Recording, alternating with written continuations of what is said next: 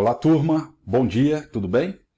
Estamos então chegando na reta final do nosso plano de estudo tutorado, o PET Volume 2. Então nós estamos aí na quarta semana e nesta aula de hoje eu falo com vocês sobre continuando o nosso tema da unidade temática, materiais e transformações químicas. O nosso assunto hoje é sobre a Lei de Proust, também conhecida como Lei das Proporções Constantes, ou seja, é a segunda lei que faltava para trabalharmos sobre as leis ponderais, ok? Então vamos lá para o nosso slide. Então, pessoal, eu falei com vocês na semana passada sobre a lei de Lavoisier, né, que é a primeira lei ponderal, ok? Nesta última aula, eu falo um pouco sobre a lei de Proust, ou seja, a segunda lei ponderal. Então, vamos lá? Só para a gente fazer, então, uma revisão, nós já vimos a primeira lei, que é a lei de Lavoisier, também conhecida como Lei de Conservação das Massas, ok? E hoje nós veremos a lei de Proust, também conhecida como Lei das Proporções Fixas e Definidas ou Constantes. Então vamos só relembrar um pouquinho da lei de Lavoisier, e a lei de Lavoisier já emenda-se diretamente com a lei de Proust. Então, o que diz a lei de Lavoisier? Então vamos lembrar. Toda reação química ela é representada por uma equação química. Então aqui nós temos, por exemplo, uma reação de formação da água. Então nós temos aqui duas moléculas de gás hidrogênio, representadas aqui por esses átomos, né, de cor azul, mais uma molécula de gás oxigênio. Então se eu tiver duas moléculas de gás hidrogênio para uma molécula de gás oxigênio, nós teremos aqui dois conjuntos de H2O. Só que esse conjunto aqui eu estou representando por 2 para 1 ou para 2.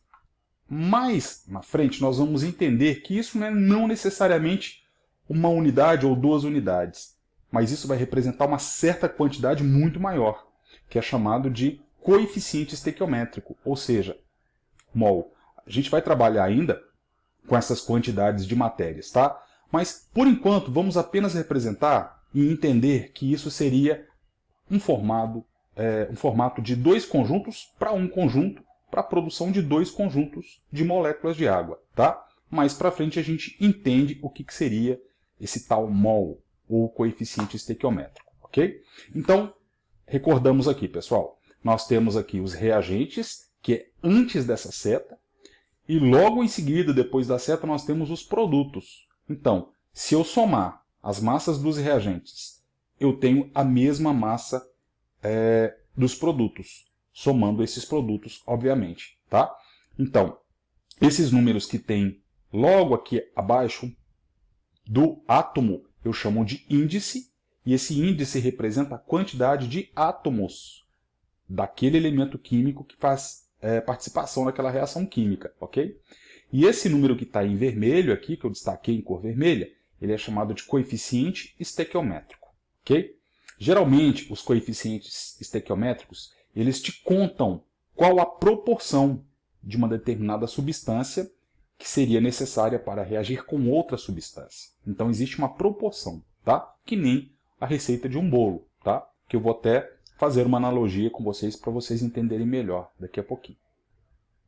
Então, muito bem. A lei de Lavoisier, então, só recordando, diz que se eu somar todas essas massas, as massas dos meus reagentes, tá? Que é representada aqui pelo CH4, chamado de gás metano, combinados com gás oxigênio, aquilo entra em reação química, o gás metano, que é este representante aqui chamado de CH4 para vocês, tá? Reage quimicamente com gás oxigênio e produz gás carbônico, o mesmo que nós eliminamos aqui da respiração, e moléculas de água. Então, existe uma proporção. Se vocês olharem aqui, ó, eu tenho um conjunto de CH4, eu vou ter que ter disponibilizado para queimar todo este um conjunto de CH4, um conjunto de 2O2. Então, existe uma proporção de 1 para 2. Ok? E seria formado, olha aqui a seta apontando, um conjunto de CO2 e 2 conjuntos de água. Então, estes números que eu destaquei aqui para vocês é a chamada proporção estequiométrica. Certinho? Então, vamos supor que eu tenho aqui as massas desses conjuntos, né? Eu falo que eu tenho 16 gramas de CH4, mais 64 gramas de gás oxigênio. Se eu somar esse conjunto, que eu chamo de reagente, esse primeiro membro antes da seta chamado de reagente, eu tenho 80 gramas. Se eu somar a massa do gás carbônico, que me deu 44 gramas, com a massa de água, que me deu 36 gramas, se eu somá-los, eu também teria 80 gramas. Então, essa é a lei de conservação das massas. Ou seja, a soma total das massas das espécies envolvidas na reação, chamadas de reagentes, é igual à soma total das massas das substâncias produzidas pela reação, chamadas de produto. Tá? Lembrando que esse sistema tem que ser sempre fechado, porque se for um sistema aberto, se for uma substância gasosa produzida, a tendência dessa substância é escapulir. Então, obviamente, aquela reação química findando-se teria que pesar menos, né? Bom, então vamos aqui para a lei de Proust, então. O que diz a lei de Proust? Então vamos supor que eu tenho aqui 16 gramas de gás metano. Eu sei que eu utilizei 64 gramas de oxigênio. Se eu somar os dois, beleza, me dá 80, ok? Nessa produção, as massas do gás carbônico aqui vão dar 44 gramas e de água 36 gramas, ok? Mas vamos supor que eu quero dobrar a massa de CH4. Vamos supor que então que eu coloque 2 vezes. Eu vou dobrar essa massa, então significa que eu vou ter 2 vezes mais gás metano. Obviamente essa massa vai aumentar. 16 vezes 2, eu tenho 32. Qual seriam as minhas quantidades, tanto de O2 quanto de CO2 e água produzidos? Então Proust diz que todas as vezes que eu aumentar um determinado reagente, dobrando, triplicando, quadruplicando, enfim, todos os outros componentes desta reação química deverão ter esta alteração também. Então, se eu dobrei aqui o meu CH4, que é o meu reagente, né, eu vou ter que dobrar o outro reagente. Então, 64 vezes 2, 128. 44 também é dobrado, 88. E 36 gramas de água também tem que ser dobrada, para dar 72 gramas de água produzidos. Então, todas as vezes que eu estiver dobrando um reagente, todos os outros terão que ser dobrados. Se eu estiver triplicando qualquer um desses reagentes, todos os demais também deverão ser triplicados. Ok? Bom, aqui nós vamos observar que esta lei de Proust diz o seguinte: a massa dos reagentes e dos produtos participantes de uma reação mantém uma proporção constante. Isso vai ser muito importante no caso da indústria química, né? Por exemplo, se eu quiser produzir uma quantidade muito grande de um determinado reagente, não só em gramas, mas em toneladas, em quilos, por exemplo, eu tenho que saber qual a quantidade de determinados reagentes que deverão ser usados para que essa reação química dê a quantidade certa e que a reação química funcione, ok? Que nem numa receita de bolo, né? Se eu tiver, por exemplo, um ovo e 2 xícaras de farinha para poder fazer, por exemplo, uma receita de bolo, se eu estiver dobrando esses ovos, eu também tenho que dobrar esta quantidade de farinha, senão aquela receita ela desanda, ela não dá certo. Então eu uso uma proporção fixa para uma receita de bolo, por exemplo, né? Mas nada me impede que eu possa alterar, dobrando ou triplicando essa receita para aumentar a minha quantidade de produto produzido. Tá? Nós vamos aqui voltar para a reação. Nós vamos voltar aqui para uma resolução de uma questão do PET, que é exatamente esta questão aqui, pessoal. A questão 1. Vamos fazer uma leitura dela primeiro, aí eu passo para o quadro, beleza? Sabe-se que 28 gramas de nitrogênio reage completamente com 6 gramas de hidrogênio, formando amônia. Qual será a massa em gramas de amônia formada quando 140 gramas de nitrogênio reagir com hidrogênio suficiente para completar a reação? Então esta questão aqui ela é bem fácil da gente entender. Então eu passo aqui para o quadro. Ó.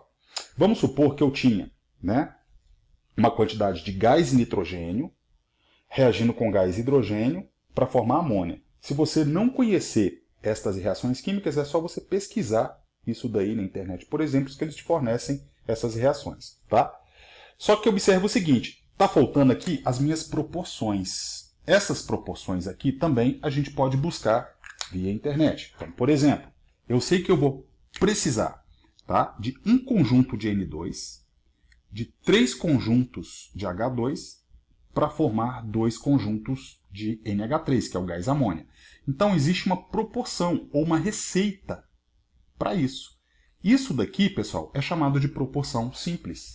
Ou seja, eu tenho um conjunto de N2 para 3 de H2 para formar 2 de NH3, certo? Se eu conhecer quais são essas massas, né, então eu vou precisar de N2 e vou precisar de 2 NH3, porque o exercício está te perguntando isso. Se você tiver, tá, 28 gramas desse cara aqui, eu vou produzir 34 gramas de amônia. Então existe uma proporção fixa para esta receita. Ou seja, como que eu sei que esse N2, um conjunto de N2, vai me dar 28 gramas? É pelas massas molares que a gente pega na tabela periódica. Então, o meu nitrogênio na tabela periódica pesa 14 gramas o mol. E o meu hidrogênio, 1 grama o mol. Isso aqui, pessoal, você consegue nas massas atômicas na tabela periódica. Então, se eu sei que eu tenho 2 nitrogênios, 2 vezes 14, 28. 2 vezes o nitrogênio vezes 3 hidrogênio me dá 34 gramas. Tá? Isso daqui a gente vai ver mais para frente como que a gente acha esses valores. Mas o exercício falou assim, e se eu tiver 140 gramas de gás nitrogênio, quanto que eu vou produzir de amônia? Se você for observar aqui, ó, né, a gente aumentou 5 vezes. Eu aumentei 5 vezes. 28 vezes 5 dá 140. Então, eu também tenho que aumentar aqui 5 vezes. Porque existe uma proporção, né? Então, na minha resolução aqui, vai me dar 170 gramas de NH3. Então, nesse exercício, ele é um pouco mais complexo, porque ainda nós vamos estudar aquilo que eu chamo de estequiometria. Tá? Então, para estequiometria, nós vamos precisar de entender essa lei de Proust. Mas a estequiometria é um conteúdo mais para o final do ano que nós vamos trabalhar. Então, por enquanto, a gente só vai entender um pouquinho de estequiometria, né? Um pouquinho aí para frente. Mas já deu para vocês perceberem que todas as vezes que eu tiver uma reação química e eu estiver dobrando ou aumentando um determinado reagente, todos os demais desta reação química também aumentarão, serão alterados na mesma proporção. Ok? Bom, a gente fecha então essa semana, né, com esses exercícios aqui, os exercícios referentes ao PET 2, tá? E nós vamos começar a preparar já o PET 3 nessa semana, né? Já foram enviados os PETs volume 3, e esse volume 3 a gente vai trabalhar sobre o átomo, né? A ideia dos átomos, quais são as partes formadoras desses átomos, quais que são as características desses átomos. Vocês vão gostar bastante desse capítulo, que ele é bem bacana da gente conhecer. Beleza, pessoal? Então a gente vai chegando por aqui. Qualquer dúvida, é só entrar em contato via conexão, escola ou pelo nosso grupo de WhatsApp. Falou, pessoal? Um abração, muito obrigado, até mais.